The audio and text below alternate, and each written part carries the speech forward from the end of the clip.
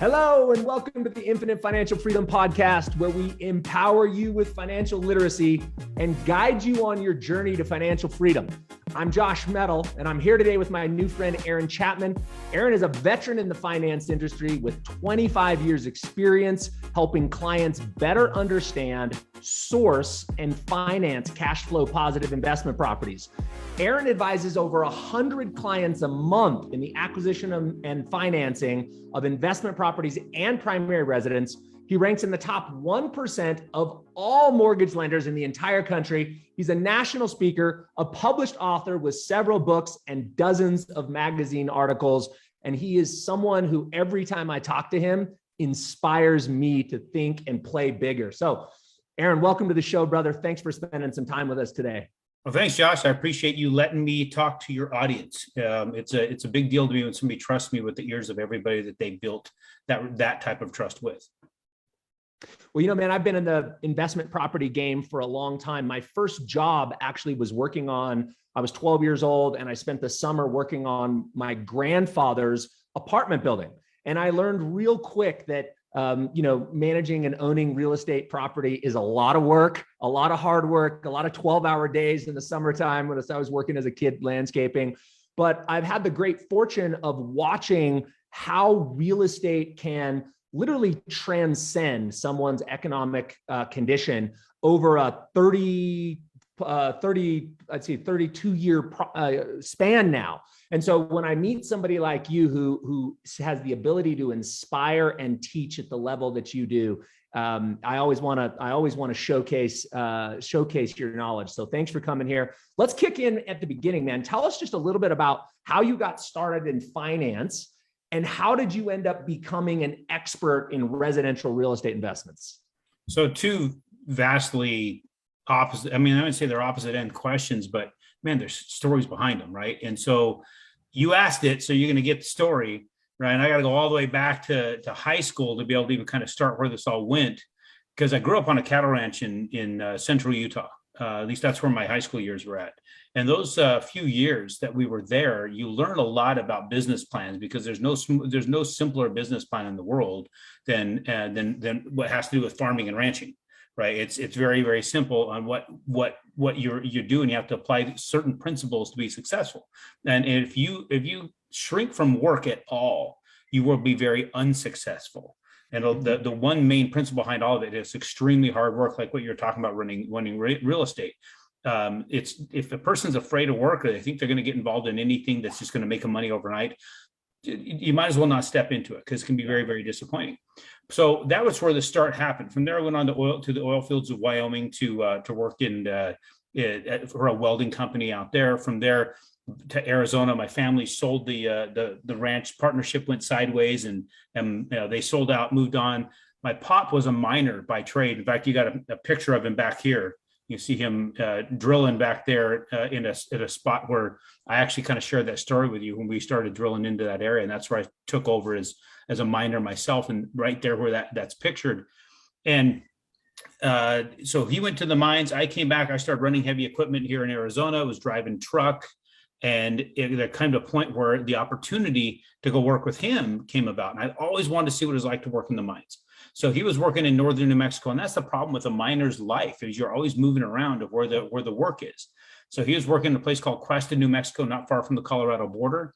And when I went up there, we went underground the first day, and it was something, right? You're several hundred feet underground. We were working what they call the graveyard shift, which is overnight, and we're the only guys in the mine. This place was massive, and there's only 5 of us down there, right? Shift boss and 4 miners, and I was considered a miner's helper, so I was there to help my dad. And when they put me in there, they're supposed to put me through all kinds of training. They said, just stay with your dad is the best we got. And so I went in there, and he just started putting me to work, and we worked our guts out.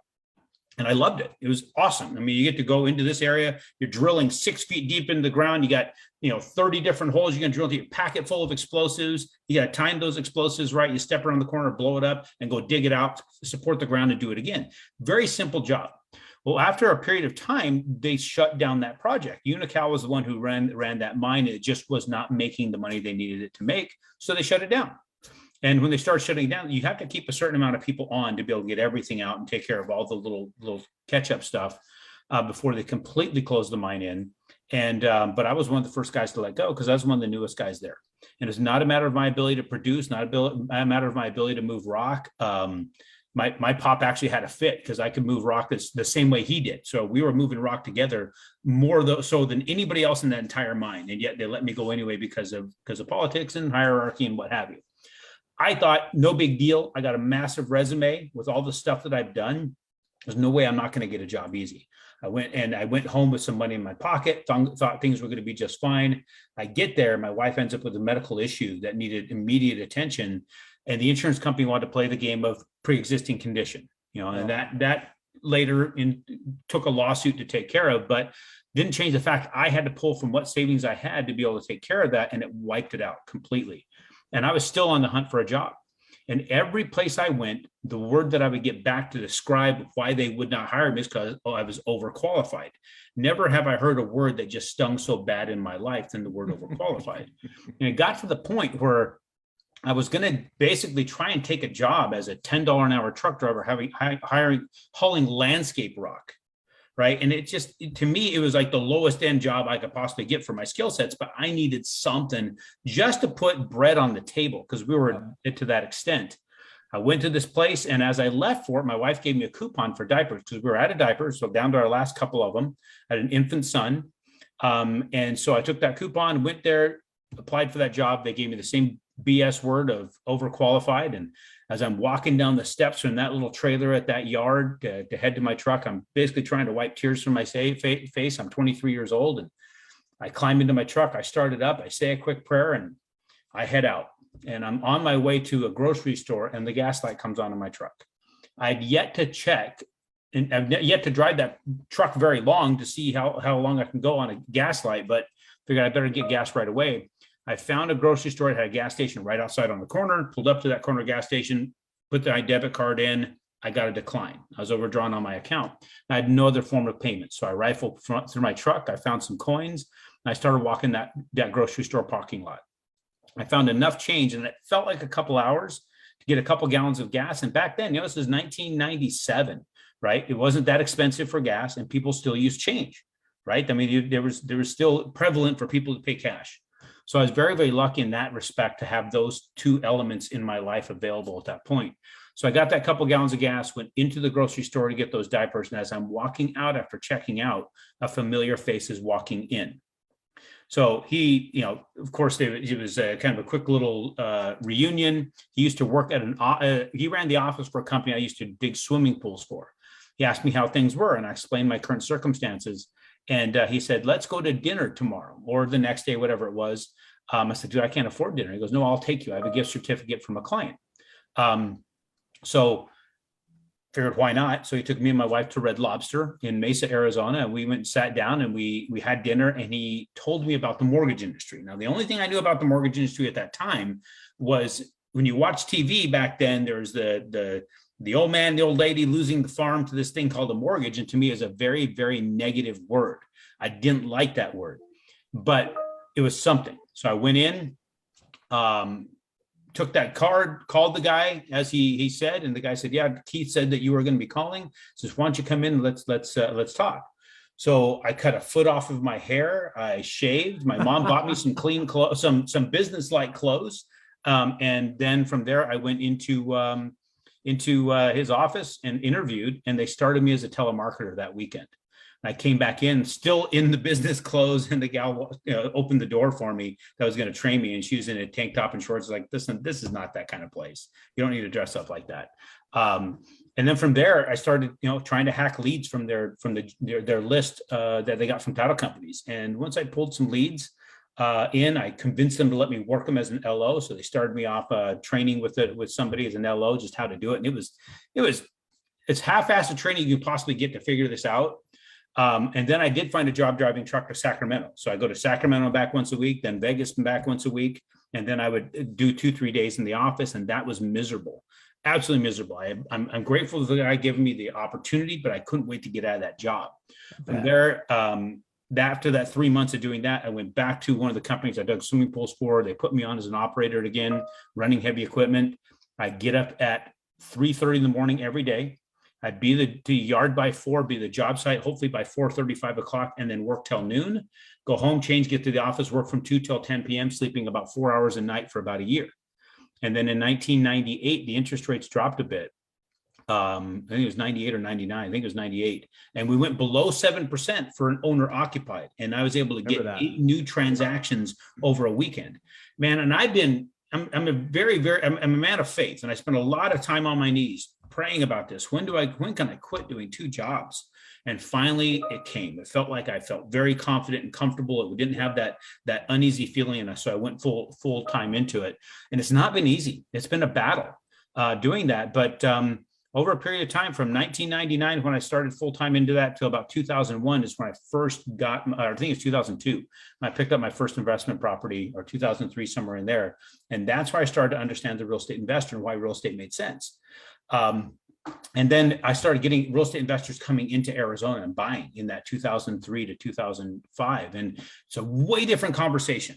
The conversation you're having with a real estate investor versus a first-time home buyer, or anybody buying a house, is so extremely different that I could identify that person better. It was all based upon the numbers, based upon the return and what they were going to gain from owning real estate, and not just, hey, it's got the perfect kitchen with the perfect master closet, and it's on the perfect street, and it's right by the yoga studio. My life will be perfect when I close, right? But then you jerkwad loan originator, keep asking me for questions, or asking me for paperwork, slowing down my process, and my life is not perfect now because of you, right? So that's that. And most of the time, they didn't even qualify for the damn loan anyway, right? So that we have the crash of 2008, and that 2008 crash. My business was still existing, right, coming into August of 2008, but I was still having to do a little bit of supplementing here and there. And I was working with some guys who asked me to come do some fabrication work with them. We took a English Bristol bus, double-decker bus, and we converted it to a mobile strip club, if you will. I mean, it's basically what we did. And we were working day and night. I was back to sleeping 4 hours a night. Then August 8th came around, and 8 is my lucky number. So this is 8/8 of 08. Jumped on a Harley. I'm like, I'm going to spend 3 days. This was a Friday. I'm going to get my mind clear and really get focused on where I'm supposed to go. 15 minutes into that ride, another driver flipped on his blinker and came into me and put me into another car and sent me flipping about 80 plus miles an hour. Oh my God. I woke up that night in the hospital after surgery, multiple fractures, I think 17 fractures, collapsed lung. If people have been to Arizona in August, and felt what the temperature is like in the air, I can guarantee that the pavement's a lot worse. And I got to lay there for a lengthy period of time because the traffic was so bad, and trying to get and I was right at an exit, so I had to go way up the other direction to get an ambulance down to me, and it baked me pretty good. But it was a hell of a lesson to learn in life. So when you go from going into that event, that happening, my business was still intact. I was worth on paper a little over $3 million. And I was 90 pounds, 7% body fat. I was very athletic. I was out doing a lot of things, rock climbing, marathons, things like that, mountain biking. I got wheeled out of there in a wheelchair a few weeks later. Everything crashed. My net worth went from $3+ million to negative 1.5 million because of my liabilities. And I went from 190 pounds at 7% body fat to 156 pounds. And so I had to learn everything again, how to walk again. I had to, my business was obliterated, and I had a memory that lasted 3 minutes. So there's coming back from that, right? So it's been a very, very interesting endeavor up to that point. And of course, there's more things since then, more problems that happen in the market, more things that have occurred that make you start over. But that's really where I started getting more into the real estate investor, because when I got my business back and I got my mind trained back, and it was trained back by, sure, I didn't have anybody help me with that other than my mom, who's a realtor here in Arizona, Aaron Chapman. She's got a really, really awesome real estate business, and she's one of the consummate professionals. And this other gal here with Caldwell Banker, her name was Carolyn Irby, and they were the only ones that stuck with me when that happened. And they would call me up, give me a lead, and then 5 minutes later, call me back and say, hey, did you write that down? I'm like, what down? They said, get your pad, get your paper, and write this down. And I carried a pad and paper with me for quite a while until I was able to get my memory to work.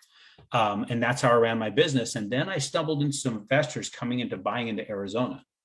And that's when I had that opportunity, that blessing of working with a local company that was selling real estate and rehabbing real estate, and a guy who was networking across the country and bringing investors into Arizona. And I was blessed to be that guy in Arizona for them. But just by the grace of God did that happen. And then and then people, just knowing people, right? People that recommend you, and just it's so many little tiny things that culminated to make that happen. And then they went from there to Indiana, and then to Texas. And then, so I just followed them around as they continued to go. And the conversation I'd have with these people was more of a friendship than a business relationship. And then it went into where I'm so interested in the success that they have, more so than the success that I have, because I was working on $50,000 and $60,000 and $70,000 deals. That's not a successful business model for a loan originator. When you've got to do 20 plus transactions just to get the same income that a guy's doing 3 transactions, right? So I caught a lot of hell from the companies I worked with that I was doing these little tiny loans. But that's what started to pay off. It was sticking with that for years, right? From 2009 all the way to where I am right now. And now I'm doing 1,300. I did 1,378 transactions last year for real estate investors. My average is still about 120, 130,000, but that's still a pretty dang good payday, if you will, if you want to call it. I mean, if that's what you're after, the income. But in reality, it's the relationships I got all over the world. And it's not in the national business. I deal with people all over the world.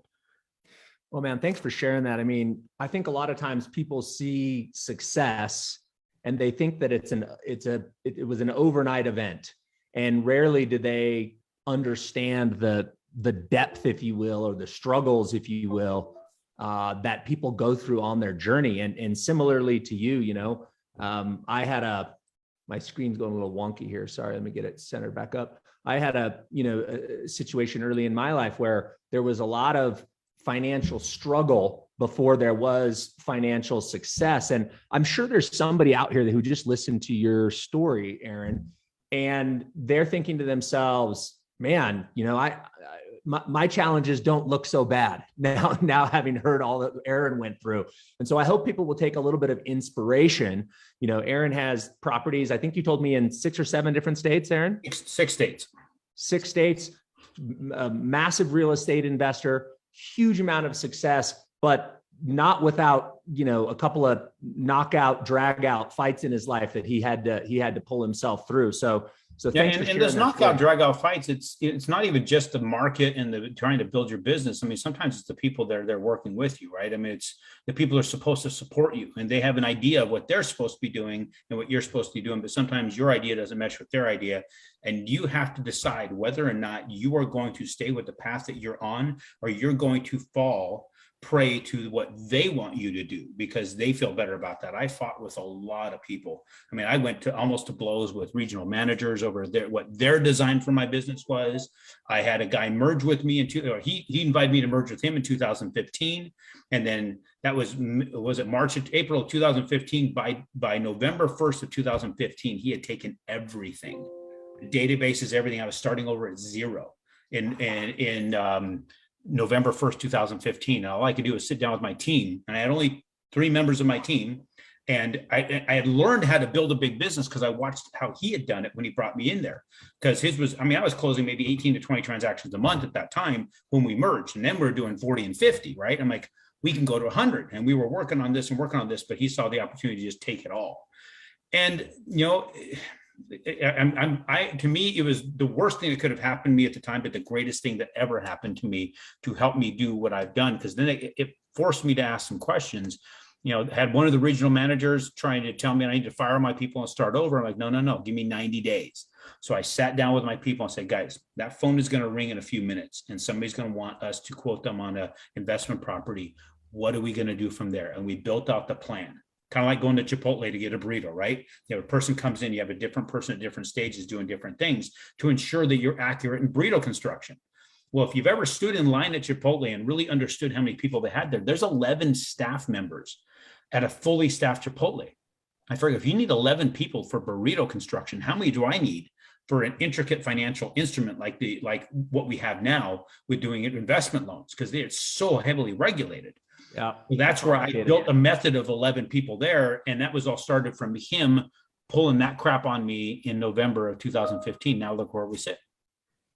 Love it, man. Well, congratulations. And again, congratulations on your success, and thank you for the valuable share. Let's get into, you mentioned, I think you told me that you have a family-based business where your 4 children and your wife all kind of are involved in the business and making decisions. So talk to us just a little bit about that. I find that very interesting. So are you familiar with the infinite banking strategy? I am not. Okay. So I have a client of mine who was, really, really cool guy. He was at the time worked at the Pentagon, and he was worked directly for the chairman of the Joint Chiefs of Staff. He oversaw all the weapons for the military. Prior to that, he was an instructor at the Naval Academy. Prior to that, he was the captain of the USS Tucson nuclear sub. Wow. Then I believe he is the XO of the USS Kingfish, I think, prior to that. So this guy's got some really cool freaking background, right? Seriously. So to me, it was awesome, right? I had a sub captain who was on his way to become an admiral as a client and a friend. Well, then I heard, there's this, when I was working on another loan firm, he was no longer in the military, that he had moved on to sell life insurance. So I take a very, very personal role in all my clients' businesses. And what I do is I say, you're the CEO of your real estate investment business. I'm your trusted advisor from the financial perspective. And if there's something that I see that's obviously wrong, I'm going to call it out. And so what I did is I called him up and said, hey, Gary, I got a question for you. He goes, what's that? And I said, I heard this happened. And I described all that to him. He goes, yeah, that's true. And I said, are you effing stupid? Right. I don't know if you got a family podcast going on here or not, so I don't want to go straight up into what I said. And he just chuckles. He says, I will not answer that question until you get your wife on a video conference call with us. I'm like, done. So October of 2016, we're in a cabin for my birthday weekend with my family, and we did this go-to meeting with him. Now it's pre-Zoom, so we had to do it that way. And he told me all about this and shared everything about utilizing life insurance for how basically building your wealth and you being able to use those funds to purchase real estate and invest in other things. I'm like, I asked my wife what she thought. She says, I don't get any of it, but I trust him. And that was huge for me. Absolutely massive, because my wife would prefer to shank you rather than find a way to trust you. It's much easier just to put blood on the floor, right? Well, for her to say that was massive for me. I'm like, I really like this. I think we should do it. Well, at that point, I'd had $90,000 set aside. I was going to buy some investment property with. So what I did is I took that $90,000 and I purchased a life insurance policy on me that had a death benefit, I believe about $2.8 million. Well, then within the first, I think 30 days, if I remember correctly, I had access to $83,000 of those funds via a life insurance loan, just like a 401k loan. But the difference between a 401k loan, it's a very structured loan, right? You borrow it, they put you on a structured payback period, and you cannot borrow another damn thing until you've paid it all back. Well, this one you can borrow. I borrowed $83,000, bought those 3 real estate properties they were my down payment, right? And I took the cash flows from those properties plus 10% of my income, which is what I used to build that 90 grand anyway, and started paying back that loan on that. And then I knocked it down from $83,000 to a $53,000 loan in about 16 months. I think it was 16, 17 months. Don't quote me on exact here. Then I was able to buy another property, right? Because it knocked down from 80 to 53, which is $30,000 of my loan paid off. I was able to pull that back out. Now, the way that loan's designed, whether I pay down $1,000 or $100, I can take it back out anytime I want, right? So that loan has a interest rate associated with it, but the money sitting in the life insurance has an interest rate associated with it too. So it literally kind of zeroes itself out. So people are like, well, why would you borrow against yourself? I mean, it's like you're getting zero when you do that. It's like, well, it's actually, I'm still gaining ground because I'm paying it back so quickly. But when you take money out of your bank account, are you making anything off of it? No, right? You've got to put it in the investment to make the money, right? Well, I have it now in this life insurance policy. It's making about a 1.5%, even though I've taken out because of the way I pay it back. So I created an engine. So then when I pay it down to that 50,000 or 53,000, I pulled it out, bought another one. Now my cash flow is higher. My income is higher because I'm talking to people about this and I've got more investors and it continues to grow. So I pay it down faster and faster. Now I can buy a property every 2 to 3 months if I want, by the way that generates the cash flows and everything else to keep paying these things down. Now, since then, I've done a life insurance policy of the exact same type on each one of my family members, plus another one on myself for a total of 7 of them. And when we get ready to do investments together, we see how much money we have available, which right now it's very substantial. And we look at the investment itself. My family will vote on it. We get together and we will talk to the person offering the investment opportunity. We'll do a Zoom call with them. So all my kids can ask questions and they can vote on what they want to do with that. Now, it's my money. I got 100% autonomy to do whatever the hell I want with it. The reason I give them voting capabilities so they can evaluate for themselves with everything that we own, because eventually this trust that I'm building, they will be in charge of it. They need to know why it exists and why we invested in that and what we're getting from it. Then they also are required when they get married to purchase the same type of life insurance policy, them and their spouse, and figure out what 10% of their income is and build the policy in a way that they can put 10% of their income every year and build that up. And when they build that up over the next 20 years, they should be in some pretty good shape with that and be able to participate in the trust in the next 10 to 15 years, I'm guessing, maybe a little bit less. But that gives them the ability to participate in our investments so they can build their wealth for their family. So there are two reasons. One, they got to understand it.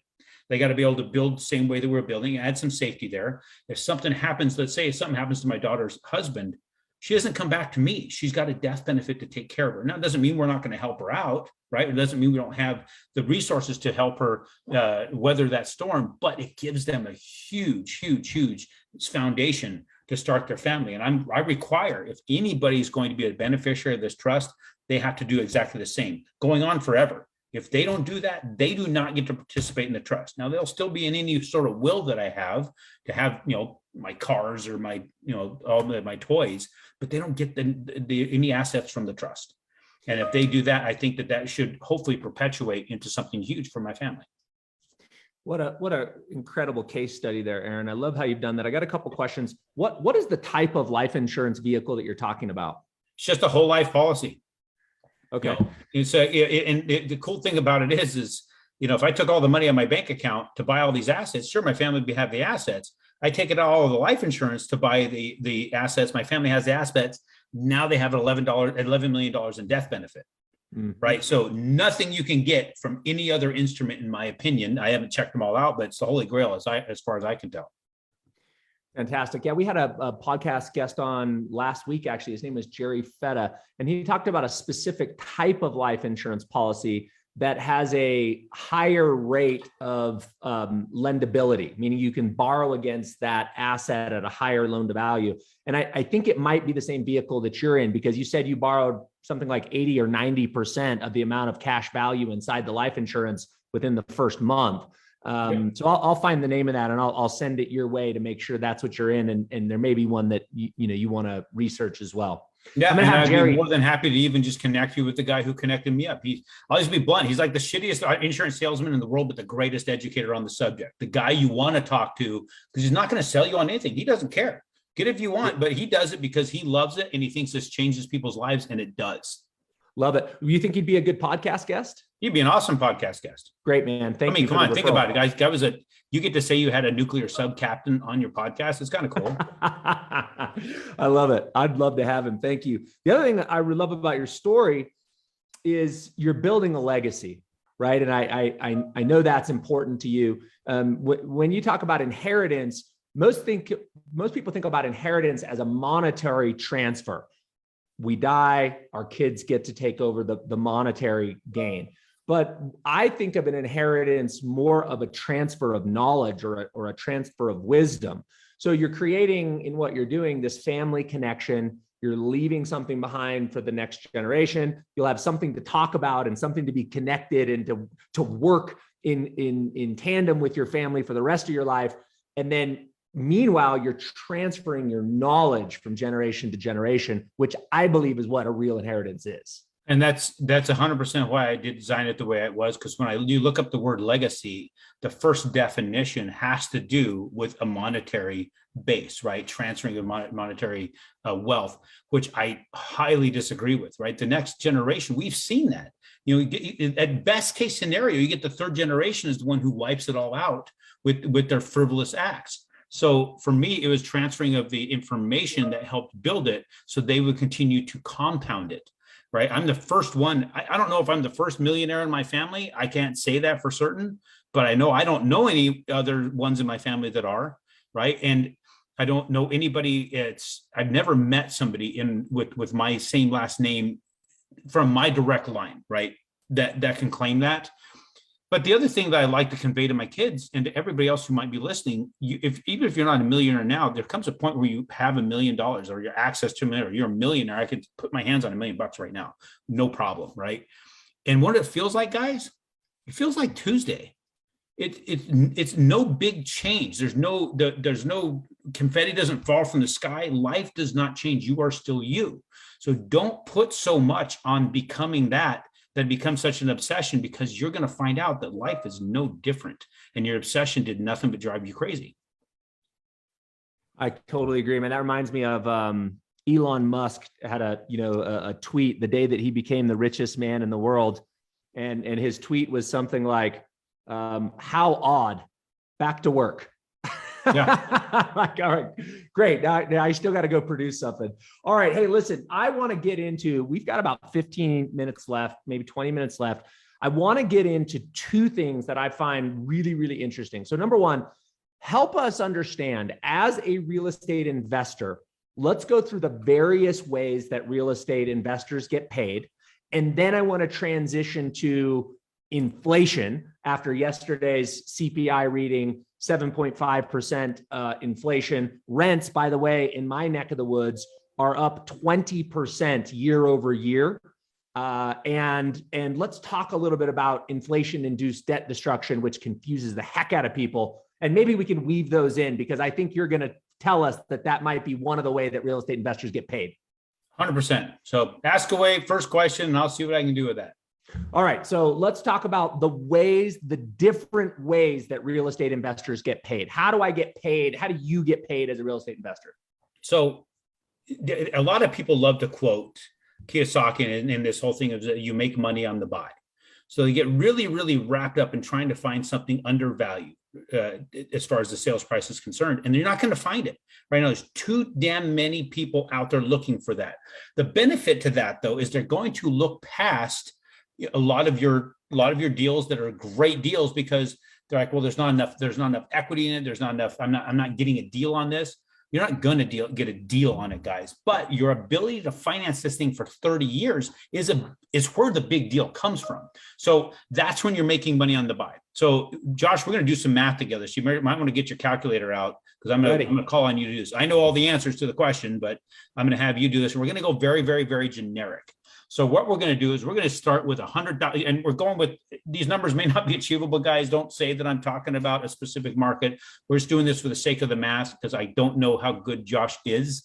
So I don't want to embarrass him on his podcast. No pressure. So we're going to say $100,000 acquisition. We're going to say 20% down.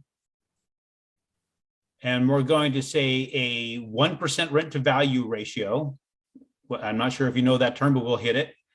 A 30-year fixed mortgage with $200 a month in cash flow. All right. So got all that down? I have no idea how to punch that into a calculator. No, that's just the baselines. All right. I got it. Now I'm going to ask questions. Okay. So we have $100,000 acquisition price, right? Yep. 20% down. Yep. How much was the down payment? 20,000. 20,000. So that means you're financing how much? 80,000. 80,000. So I'm just priming the pump right now. So I'm just trying to grease the gears and make sure that everything's working. So $80,000 loan. So when I'm talking to a real estate investor, I want them to change their mindset from a consumer spending money and going into debt to now they are the CEO of their real estate investment firm. And they have two jobs. That's it. First job is to find the right people to work with on the real estate side that's going to help them source, acquire, rehab, build, and manage, maintain their business. That's it. That you got to find the right people. If you don't have the right people, I don't care what the asset is, it will never work. 100%. And the other people you got to find is the right people to work with on the lending side, right? And then on the insurance side, and on the property, all these people, right? If you're a CEO and you went for the cheapest. If you decided to send out a request you're trying to hire people to be in your company, and you want board members and you want staff, you want executives, and all you did was look for the cheapest people you can get who'd take the least amount of money, what kind of company do you have? Completely disintegrated, right? You got to look at their capabilities and see how that first before you start talking any kind of money. Then the next thing you got to do is pick the right business to buy. You don't just go out there and buy a house because it exists. It's got to be in a place that you can keep reasonably rented for the entire time you own it, and that you can raise rents on. If you can't do that and you don't believe you can do it, you don't buy the asset at all. That's a business that you walk away from. So let's say you did your job correctly as the CEO of your business, and you've got that asset that you can keep reasonably rented for the entire time you own it. Who pays that 80% back? The tenant. The tenant. Renter. Okay. So how much was that 80% again? 80,000. 80,000. Now let's take 80,000, divide that by 30, because that's how many years it's going to take them to pay that off. And tell me what number you get. 80,000 divided by 30. Yep. That gives us 2,666. 0.66666, right? Yes, sir. So $2,666.67, basically. Now divide that number into, what was your initial investment into the asset? 20,000. Okay, divide that into 20,000. Tell me what percentage you get. 1.33. It's actually 13.33. Or 13.33%. Correct. Yeah, it's because decimal points, right? Yep. So what that tells you guys is, averaged over 30 years, is your 20,000 will now grow by 13.33% of the original 20,000 every single year. You have somebody in that paying that asset for you. Right. So we know your 20,000 already grows by 13.33%. Where else are you going to find a calculated and a structured return anywhere, especially like that? So we know that how that works, right? So set that aside. That goes on the shelf. That's your baseline revenue. So we said it gets a 1% rent to value ratio. Are you familiar with that term, Josh? Yeah, that would be your purchase price is 1% of the annual gross rent. That would be vice versa. The annual gross rent is 1% of the purchase price. Actually, your monthly gross rent is 1% monthly of the gross purchase rent. price. Okay. So what would that be then? The monthly. Okay, so we'd have 100,000, and 1% would be $1,000. $1,000, right? Very, very simple. I know. A lot of people get stumped on. It's like, oh man, I got to do the calculator on that one. So $1,000 a month. Very, very simple. Yep. And we said you'll make $200 a month cash flow off that $1,000 a month, right? Yep. So that's year one. Now we live in an inflationary environment, do we not? We sure do. What would you say is the rate of inflation today according to the CPI? I'd say it's 7.5%. 7.5%. Do you believe that?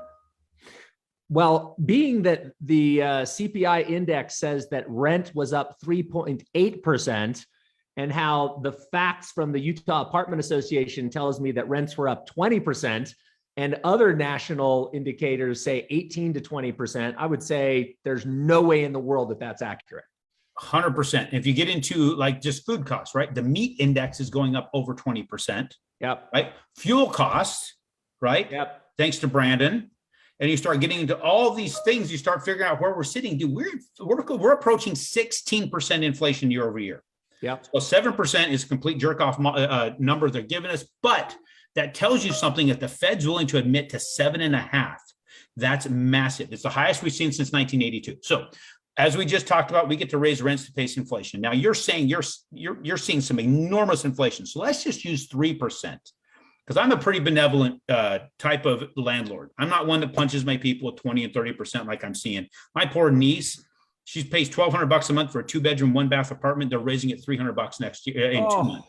That's freaking insane. Right? Brutal, man. And they don't have the money to pay this. That, to me, that's thievery, in my opinion. That is us taking advantage of people, but might not be the place for that soapbox. I just use 3% when I'm running my numbers on my houses. So if we raise the rent 3% on that $1,000 a month, how much are you raising it by? It'd be $30 a month. $30, right? You're not getting excited over $30, and your tenant won't get excited over $30, right? $30, they're like, okay, cool. $30 a month goes up. So what did that do to your cash flow? Right now, we're going just base numbers. We're not looking at increasing in taxes and whatever, because we know it's going to go up. We know taxes will go up. We know insurance go up. We also know rents will go up. So let's just use baseline numbers. So you're getting $200 a month cash flow year one. Now you raise rents by $30. What are you getting in cash flow now? $560. Per month. Oh, per month. Excuse me. So 230. 230, right? Nothing overly sexy, right? Yes. Divide 30 into 200 and tell me what percentage you get. 15%. That's a 15% compound growth in your cash flow every time you raise the rent 3%. 3% gives you a 15% compound growth. Did it just become a little bit sexier? It became a lot sexier. Huge, right? People fail to see where these things are. I'm trying to illuminate this stuff. Now, here's where it really gets awesome. Does the lender get to raise the payment on the loan to pace inflation? They do not. They do not. They have to accept on this $100,000 transaction, $405 a month, every month for the next 30 years, right? Spot on. Right. So with that, in fact, I'm going to change this. I'm actually going to change this to a different number just for the sake of doing it. And I need to plug in our inflation numbers here. I'm just going to use an 8% inflation. I'm going to be a little bit benevolent here because we know it's higher than the 7.5. So, and plus we also know that they're going to try and get inflation to go down. So if Fed's able to get the inflation back down into the 2s, according to their BS metric, we will know at that point, inflation is still going to be over 8%. Always, right? So I'm going to use 8% for our numbers.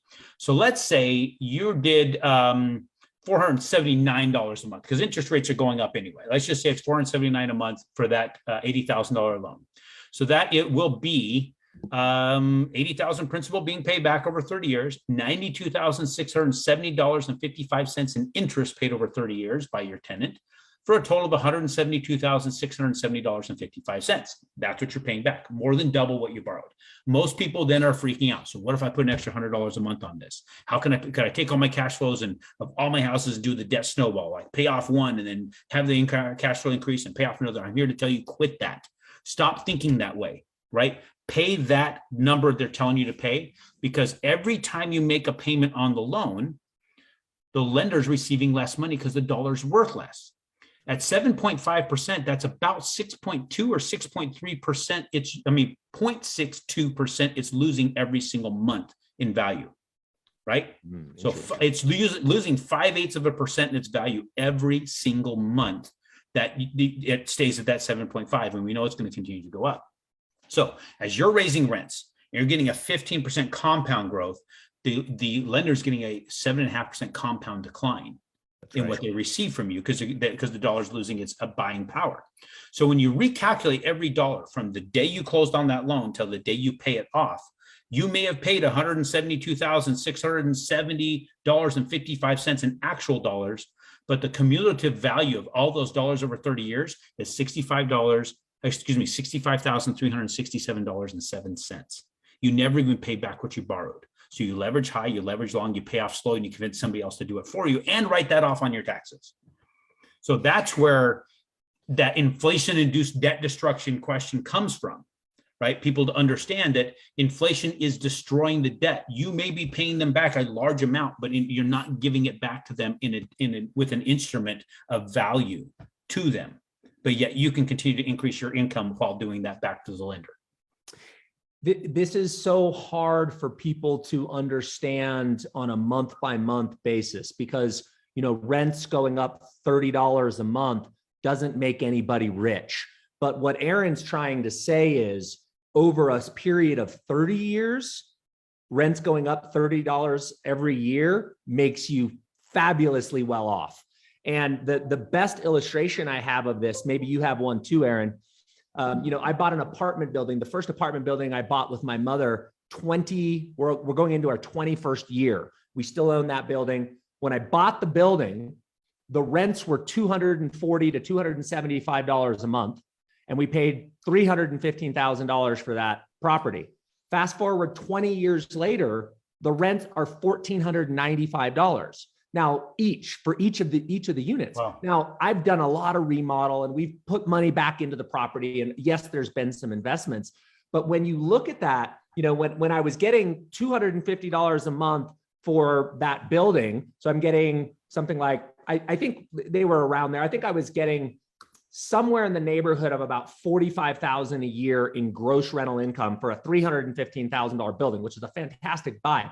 But now the gross rental income on that building is like $140,000 a year. So when you look at the gross rents compared to what that purchase price was 20 years ago, the rents go up and makes the significance of the debt insignificant because of the amount of increased rents and cash flow. And that is what happens when the dollar's devaluated. The value of the dollar that you borrowed is less every month. And it's hard to see month by month, but looking back over 20 years, that's how people get wealthy in real estate. 100%. And what I in talking with a lot of people, especially with rates going up right now, they're having a very hard time justifying purchasing a property because the cash flow is going to be so low according to the pro forma they're staring at. But I explained to them, say, guys, look at it from a perspective of, find out in that area what are rents going up by, right? Is it 3? Is it 5? If it's 6, is it 8? So a lot of the places I'm buying is averaging about 8% increase per year.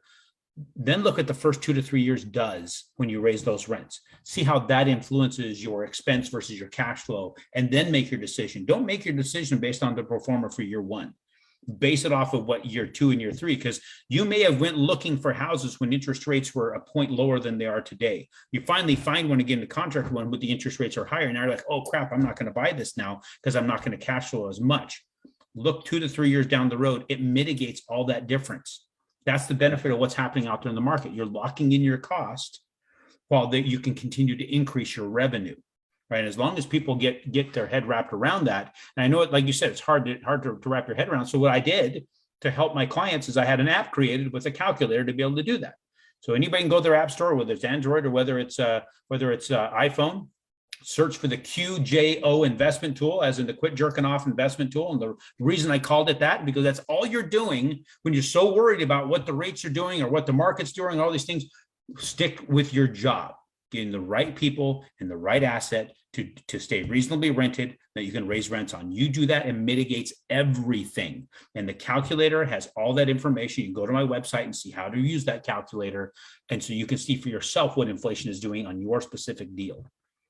I love that. And we're going to put in the show notes and in the Facebook Live that we're doing right now, we'll put the link to your app and the link to your resources on your website. We also found your books on Amazon, and we will put links to the books. So Aaron, in the time we have left, brother, let me ask you one last question. I talk to a lot of people in high cost of living areas, California. We'll just leave it at that, California. And they really are having a hard time wrapping their brain around the cost of real estate. I mean, the cost of real estate in Arizona is up incredibly high. And so how do you counsel people or help people land on the right place to invest their hard-earned money into real estate? So the majority of my clients actually live in California, interestingly enough. And it's crazy how I do 1,300 transactions. I hardly do any business with anybody in Arizona. It's really weird to even see an Arizona number come up on my phone. But I work with a lot of people building houses or rehabbing houses across the country. I'm licensed in 28 states. And so it's building relationships with those people in those parts of the country, connecting them with my clients. And many of the times it's them connecting with their clients. That's like 90% of the exchange. They'll send me 90% of the stuff or 90% of my business is them sending me referrals. 10% is somebody just calling me off of seeing me pop up somewhere like on Bigger Pockets or a podcast. And then I hand those 10% off to people who are doing a very good job. Now, don't get me wrong. There's a lot of dirtbags out there that I've dealt with. And there's some guys that I cannot stand people working with them because they're not in it for the buyer. They're not in it for the investor. They're definitely not in it for the tenant. They're in it for themselves. And it's evident. It's evident how they act. It's evident how they are. There's some people out there that they will video and post on YouTube an eviction. I mean, that to me is just so dirtbag. I cannot believe that somebody would do that. And they are proud of being what they would call themselves a slumlord. They're going to push things around. I can't get behind that at all. Amen. We need to be seeing that the investor is very successful, and you're doing it to ensure that they are successful what they do, and you will get plenty of business, right? I look at kind of like the gold rush of the 1800s, right? Who made the most money during the gold rush? It was those that were selling the picks and the shovels, if I remember correctly. Shovel salesmen, 100%. The outfitters, right? That's what we are. We're pick and shovel salesmen, right? Both us on the real estate side, on the lending side, and you're doing the same thing. So, but the difference between us and those guys is we are very, very concerned where they sink that pick or shovel into the ground. Because if they do it in a place where they just find dirt, eventually that becomes gardening tools. Yeah. Nobody makes money off of gardening tools, right? Because those things don't get wore out. But if they find that massive vein of gold, and they keep digging, they're going to need more picks, more shovels, personnel, trucks, equipment, and God willing, a train to haul it all. Because who do they come to to get that stuff? They come to me. I become enormously wealthy because they became enormously wealthy. If I did not ensure that, then they don't get there, and I don't get there. And when my clients start to fail, I know I will start to fail, and I violently oppose failure. I cannot have that happen. And that's why I do what I do. That's why I put all the energy and time I put into it. And that's why I've hired the staff that I have. It's an extremely expensive endeavor, but it's 100% worth it when you see somebody call you up with tears in their eyes and they're saying, I never thought it possible for me to accomplish this, and you made it happen. Yeah, man, you told me a story, and I don't want to use any names or anything, but you told me a story of a client that I think recently called you and said, I could never have thought of creating this much income. I think it was a teacher salary or something like that. She's a social worker. Social worker in Southern California. I mean, can you imagine having to, you don't make a lot of money in a world like that, right? So how do you get ahead? She figured she'd be working her entire life and trying to exist in that particular environment. And now she has 10 properties to herself, plus her spouse has 10. I mean, it's a completely different life than it was 2 years ago when I first talked to him. Love it, man. Kudos to you. So what are your favorite states for investment, single family investments right now? I love the South and the Midwest. Basically, I mean, it's really, there's deals all over there. I love Missouri. Arkansas is actually my favorite state. There's not as many deals out there. I love that state because of how the people are. I mean, there's laws on the books. If you don't pay your rent, you can be arrested. I mean, that's stealing is what it is out there. That to me is awesome. It's how we need to treat that stuff. Guys, you don't take advantage of somebody else at all. If you don't want us to take advantage of you and hit you at $400 a month for rent, because that's what the market says, don't take advantage of me and not pay the rent that I'm charging you. Yeah. Amen. What my mom always says, we fix everything on the property immediately, and we don't beg for rent. You're going to pay on time, and we're going to fix and keep your property in good shape. And that's the terms of the engagement. And if you don't like it, don't sign the lease. And they're like, got it. So 100%. she's a wonderful property manager. She's fantastic, and partner. Okay, Aaron, last question for you. Have you heard anything about a massive microchip factory that was, I think in Ohio, that was going in Ohio? And do you ever focus on an area because you see some prospect of future economic expansion in that area and you just want a piece of that pie? Honestly, I hadn't heard about that.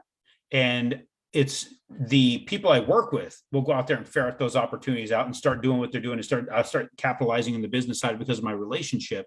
Not so much am I out there trying to find it and ferret that out. Plus, I have such a vast database of clientele, and they go find it and then just sending me requests for loans. So I'm blessed in that respect. And I know that that's kind of a crappy response where it should be I should be actively looking for those things. Time is just a factor that I don't have to be able to do that. I wished I had the resources to go out there and be looking for these things and start alerting my clients. It would be awesome if I had that. But that's a very, very good question. I have a really, really crappy answer for it. No worries. Well, at least you're honest as always, brother. Aaron, thank you so much for your time. We're going to put the links that I said into the show notes. Appreciate you sharing so generously with our audience. Last thing, if people want to reach out to you, if they want advice on financing investment properties, what's the best way for them to get a hold of you? Just go to the website, aaronchapman.com. And if that doesn't work, do aaronbchapman.com. That was the one that was first. And I was able to pick up the Aaron Chapman years later. So either one of those will work. And, reach out to us, send a message. I have a assistant, Brianna, who monitors my inbox all the time and sets me up, and she'll schedule time for us to get on the phone. Awesome, brother. Thank you so much. I appreciate you, and I look forward to connecting with you again soon. Thanks, Josh. I'm looking forward to it, brother.